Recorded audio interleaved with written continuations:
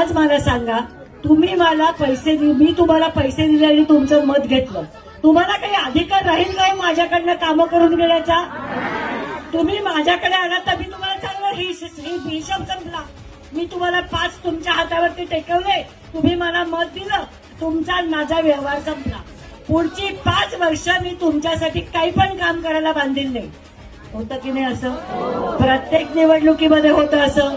मग बाबासाहेबांनी जो आपल्याला मताचा अधिकार दिलाय, सगळ्या ठिकाणी सावित्रीच्या लेखी आपण म्हणतो, बाबासाहेबांची लोक आपण आपल्याला म्हणवतो, पण लाडक्या बहिणीची योजना आली की पाठीमागे पळत जातो. गेलो की नाही?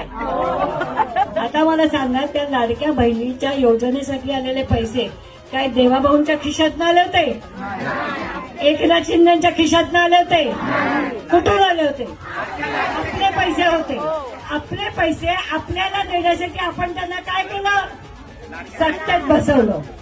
अरे हीच सत्ता तुमच्या हातात घ्या आणि त्या पैशाचं काय करायचं हे तुमचं तुम्ही ठरवा ना.